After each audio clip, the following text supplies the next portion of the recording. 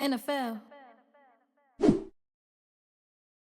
Yo, what's up, y'all? It's your boy HSM Terror. We back in the building again, man. We got another special guest in the building, man. Let the people know what your name is and where you from. Hey, y'all. My name is Sage. I'm from Harlem, New York, West Side. Nice. Okay. Make sure y'all subscribe, like the channel, man. You already know what it is, man. So, Sage, tell me a little bit about yourself. How old are you? How was it growing up in Harlem? You know, how was school in your younger years? And what age did you start doing music? Okay. Wait, what's the first question? First question was like, basically, how was it growing up in Harlem? Your age. Okay. I was sorry. That was the first. That was all for them. In Your my age. yeah. How was it growing up in your younger years? School, Yeah. pretty much. And what age did you start your music career? Okay, but so growing up in Harlem was different. I feel like I always stood out, but I always just felt like so uniquely me. I just always felt different in Harlem. Like Harlem, I feel like it's raw, it's kind of uncut, but like I think everybody was kind of like living their own lives and trying to like, you know, stack their breads, kind of living out of survival, like most of the people that I knew. What made you different as a child from the other girls in the neighborhood and stuff in their school? It was just, how do I say it? Like, I feel like I didn't probably think I was different at first, but then I realized like how everybody just treated me different. Would you say like, I know in your life, did you have your mom and your dad? Or? Oh, it was just my mom, because Just my your dad, mom? my dad, he passed away when I was like 3. So it's always just been me and my mom. Oh, wow, I'm sorry to hear that. Okay, so would you say like, say for instance, your mom kept you around her all the time, say for instance, so like in the house, Literally. you wasn't outside with the other girls. I on the wasn't streets outside and, like, doing too much, and then eventually when I did get to the age where I feel like she let me and trusted me, like she was a helicopter. Yeah. She wanted to know where I was at, what I was doing, who was with, and you know, I became a liar. Did you have any siblings growing up, like brothers and sisters? No, I'm the only child. Oh wow, that's special. Yeah. I had 2 sisters and 1 brother, but I always was around my little sister and brother. So Are you like the youngest or the oldest? I'm the oldest boy. Yeah. Yeah, I have 1 older sister, but that's it. Yeah, see? I always wonder like what it would be like to live with siblings. People be like I'm blessed, and I'm like, it's Yeah. only child life is cool too. Like I think everybody has pros and cons. Right. It's just life. And how old are you now for the fans? I'm 20. 20, you still Yes, young? I'm about to be 21 though. But I've been Okay. acting like I was 21. I can't lie, since I was like younger. So like, I've been always very Nah, yeah, mature, and I I was, always like, been 30 at doing my 15. thing. Bro, I always say I was like 21 when I was 15. I feel like once I realized like, oh, like based off of my maturity, I could get anything I want in this world. That's Nah, just yeah. what got me here. Yeah, As long as you work hard for it. Yes, sir. exactly. Okay, so at what age did you start your music career? What would you say, like? God, I was like in kindergarten, bro. I have to say that because that's when I started writing songs. And I know a lot of always wrote singers. Not to songs. cut you off. I know a lot of singers like who was it? Like I know Chris Brown maybe and like Usher and like they were singing from young. Yeah, like 7, 8 I've been years old, singing so since yeah. I was little. That's nice. That's Yeah, nice. like I would say seriously singing when I got to high school. I feel like I didn't ever take myself too serious as a singer until I got to high school because I went to LaGuardia. Oh, that's a nice school. I tried to go there. Yeah, a lot of people like always like kind of know LaGuardia in New York Yeah, City. I tried to get in there when I was in high school. but I What was did you want to go for? I couldn't even remember what I was trying to major in at that time. I don't know. It was a lot of art stuff going on in there, and I was just trying to get in there. I was like, "There's so much going on in there. I want Bro, to be a part of it." But Yo, like I got the inside scoop on that school for real. Like everybody, all my friends, was like you so lucky, and of course, like I'm blessed. Like I was blessed to be, and with the resources. But it's like I got the tea. Too. nah, that's a nice school. That nah. was one of the top schools at a point in New York City for me. Like one of the For top real. colleges to me. So Yeah, that's it's not a. good. I didn't go to the college. I went to high school. Yeah, high school and college to me both Facts. was like. Once you hear LaGuardia, you like what? Oh my god! Like it's like I had a here in time. Harvard or something like what? Yeah. In New York. So Yeah. especially when you in school and I was a school kid at the time. So Yeah. yeah, but so what was your favorite artist growing up? Who was your favorite artist growing up? Okay, I'm not like a favorite artist type of person. I had to accept this about myself because I keep getting asked this question. Okay. Because I realized like I have a favorite artists during different chapters of my life, but the seasons change so fast. Yeah, so like the there's mood. so many. Yeah. So it's all about the mood you in. All about you have the a variety of mood people that you probably that I listen love. to. Yeah. I don't want to pick a favorite. That's how I am. I go through moods. When I go through my moods, one day I might be listening to Rod Wave, or you might see me listening to NBA Youngboy, or like you might just see me listening to like a singer maybe, like, or yeah, you know it don't what I mean? even matter. It's just the vibe for today. Yeah, so literally, I could be listening to Cash Cobain or something. For like, real, like, nah, anywhere, real my heavy splizzy. everywhere. Yeah, but I mean, it's all good. You love music. That's what you do. There's nothing wrong with that. Yeah. What would you say, like, was some of your favorite songs growing up? Like, you have like a top 5? Oh my God, even that should be so hard too. But like, okay, what I would say right now.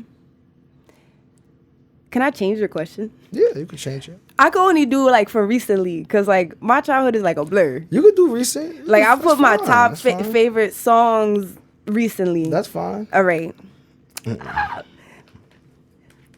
Oh, Same Mistake by Destin Conrad. If you know who Destin Conrad is, oh my God, Conrad is. Destin Conrad? Yeah, he's Kehlani's cousin. He writes a lot of her songs. Oh, wow. I love Destin Conrad. Like I knew him when he was on Vine and shit, and I was just a little kid. Nah, Kehlani is dope too. I like Kehlani, her too. Yeah, so I know if he's sure. writing her music, then come on. That's what I'm saying. Y'all cousins, and then he made good music too. And I like that he makes music for like his demographic of people. Like I feel like that's good as an artist. Like when you make music. What kind of for music like do you say that you enjoy listening to? Is it strictly R&B? Is it like a mixture of stuff? It's R&B, neo soul. I love indie music. I love alternative music. Do you listen to emo rock? Anything? Like I don't really like emo rock. I like indie rock. I like Limp Bizkit and stuff. You like rock for real? Yeah, I used to be a little rock and stuff. Like I think if I find one that I like for real or a song, it'll help me like enter it easier. Yeah. But I like indie rock, so that's as close as I get. Nah, that's like, cool. There's nothing wrong with that. Yeah, that's good. Okay, so hip hop too. Can never forget hip hop. Yeah, of course. I like slizzy shit all the time. I like all hip hop. Cash Cobain, Child Lee. Lately, hip hop been a little quiet, but dead eyes. That's why I'm trying to make some noise. You get somebody in the building to make some noise. Okay, so when you first started making music, do you remember like the first song you made? I can remember some of the first songs I made. Okay. Like I used to when I was little, like in kindergarten, I wrote a lot of songs, but I can't remember those for real. My friend knew them, and that's what helped me. What was your first real song that you remember? My first real song was when I was in like, I feel like 7th grade, 8th grade, like in middle school. I would go to sleepaway camp, a sleepaway camp called a Broadway. If you know who Adina Menzel is, she played like the actor for Elsa, and she was like the Green Witch on Broadway. So she opened up a camp when she was. Yeah, and then she would have younger girls from like New York go there, and from then like I took a songwriting class, and I just started perfecting my craft really, and like it wasn't long before the whole camp was dead singing my song. I'm like, how do y'all know my one song I wrote? And in class it was 5 of us, and everybody knows the song. No, yeah, I had experiences like that before when I was younger. I used to make music too, but when I was younger, I remember my first song. I don't remember the name of it quite well either, but I remember it was like an R&B girly song, and it was like I performed it. I was everywhere because my friends were making like the gangster music and stuff. So I was like, is it to smack DVD and all that? So right. I was like, let me be different. I did that, and that did change everything for me. So I totally understand.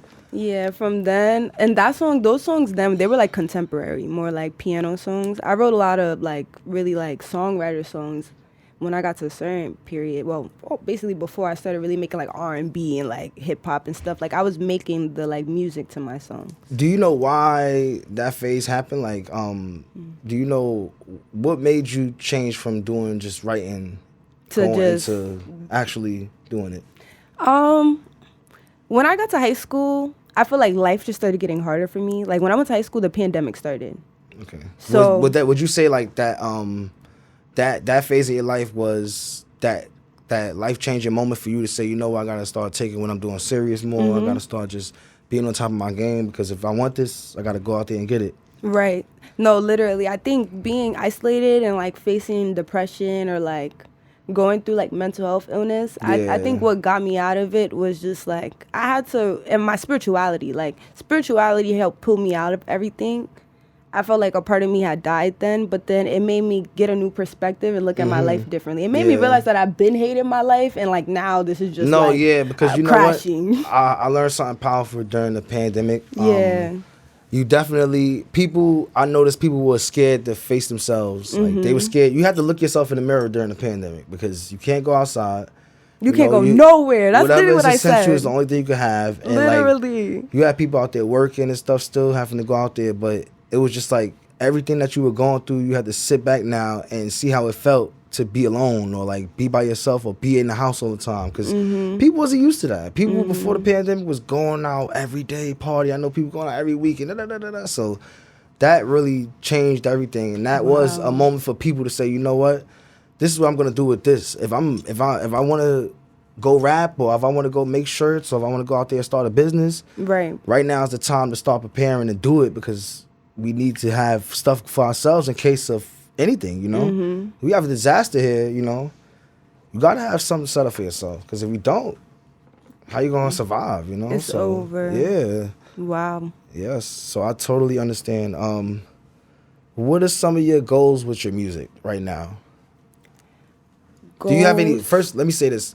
Do you have any like any albums or mixtapes out right now? Yes. Oh, yes. My EP just dropped. Raw is out now, y'all. Hold on, wait. Raw is out now. Go stream, go stream. Stream that, y'all. Raw. Yes. Make sure y'all stream that. Where they can find it? Everywhere. Spotify, iTunes, Apple Music, everything. Yes. SoundCloud, YouTube, Deezer, Amazon Music, Pandora. What they could look you up for under Sage, right? Yeah. Okay. If you search up Raw Sage, it'll pop up. Or if you just search up any of my songs and my name Sage, it will pop up. What about YouTube? Same thing? Yeah. Okay, nice. Literally. Okay. YouTube, I gotta fix y'all. So if it's a little messed up, pray for me, please. Just pray. You got some future plans? Like yes, and like my artistry. Yeah. Well, I'm planning on dropping a follow-up project to Raw, but don't tell nobody. That sounds serious. It's a surprise. Y'all better get in tune with Raw now, so when she drop her up and coming debut, you know, you'll already be prepared and ready for it, right? Yeah. I'm actually working on multiple projects though, because I'm always making songs and I have so many songs like from all my life. Yeah. But like I'm not focused on the ones from like way back, but I have more probably like recent ones. Like I've been planning on dropping music, so it was just like a journey of like trusting myself and like not holding myself back with music too. Of course, because you know when you want to drop a song, then you take mad long to drop it because you overthinking because you think you got to do a million things. And it might just be the song that might actually just hit so hard when you don't have to do so much work to it. You know? Exactly. Because you got songs like you probably working on constantly trying to make it perfect, but then you don't even need to do that because you might have a song you might go and do just like this. And then that might be the song, you know, that might be the one that's better than the one you're working on now. So literally, or like overthinking about like I get like plans these days. Like, you know how people usually have, like, rollouts and stuff? Yeah. Sometimes I feel like all of that stuff is necessary, but I feel like once you get to a certain level of your artistry, you need to be higher than that. Yeah, of course. You need to be higher than having everything planned out. You need to know that even if I just woke up today and decided I was going to drop, like, my music is that good. And I have an audience that will listen. You have to be strategic about what you do, yes. Yeah. You have to, especially when you're going forward with things like, once you get a certain stature for yourself. You good. Yeah, you know, and you got to know how to carry yourself too, because people fumble the bag all the time. Facts. Yeah, so. Yeah. I watch a lot, but okay. Have you ever done any shows and stuff like that? Yeah, I literally started performing as an independent artist last year, and I performed in like over 10 fucking venues all around fucking New York City. Yeah. That's amazing. Thank you. That's really amazing. That's nice. So after last year, I got all the performing done, and like I learned so much, and I was just like, I just do what I feel I need to do, and I just trust that God will just tell me what to do. So when I first last year I had dropped a demo EP. A demo EP that I engineered, and then. Oh, you engineer too? Yeah. Oh wow. Okay. Yeah, but I made got a bunch of talent going on. I see that. Thank you. That's what's up. I literally made my project on my phone though. Like I was in college, I always was just making demos. Once I learned how. What you use, like BandLab? Yeah, it was that on BandLab. Once I learned how to like make demos, I'm just like, okay, like you got these demos, girly. You know that you want to take this serious, so like just pick some and stick with it, and don't get scared and just drop it. Yeah, that's not wrong with that. And when I did that, everybody. Your craft, yes. Thank you. When I did that, like everybody, they started reaching out to me, like certain companies, to like get me to like perform for them and like they'll tell me if I sell a certain amount of tickets and this. So then I started getting more into like the music business world of it. Oh, and that's not wrong with that. Of just like, now I'm like, okay, now I'm the manager. Now I'm my and that's good spokesperson. too, you know, as a young artist, a young entrepreneur for yourself. You know, you want to know the business too at the same time, you know, while you being an artist. So it taught me a lot. Yes, that's very smart. Just very doing smart. that by myself. Very, very, very smart. What are some plans that you have, like the next 5? Where do you want to be in the next 5 years with your music? Where do you see yourself? Well, in 5 years, I'll be great. Like, I'll be more than great. With your Greatly music, well off. Okay. Like, I mean in life. Just period. Even if the music doesn't work out. Even if it's not for music, I'm going to be so successful. That's a beautiful Y'all thing gonna remember to this. Have. Yes. Yeah. Great confidence to have. You gotta have that confidence, especially when you're trying to get where you want to be, right? Yeah.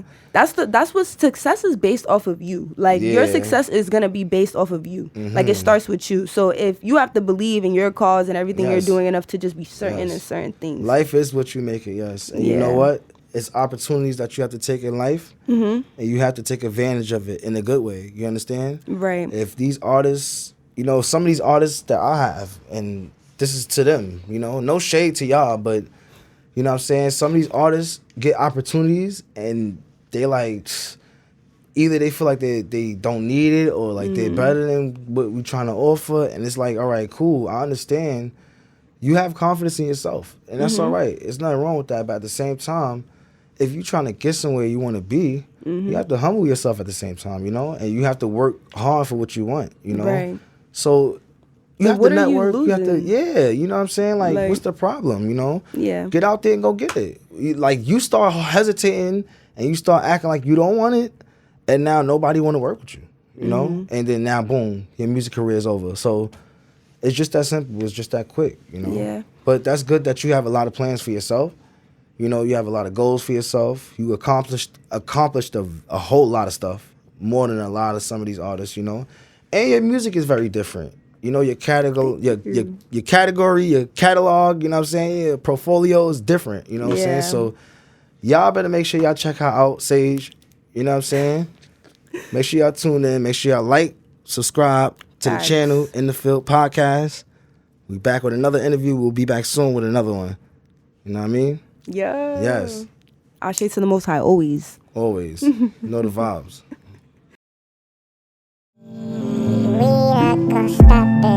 I don't know where I am, tryna find my mind cause I left away from here. Niggas got me out in Bed-Stuy, but you know I'm from the west side. Money got me in a trance, DJ turn the song, you know it's my jam.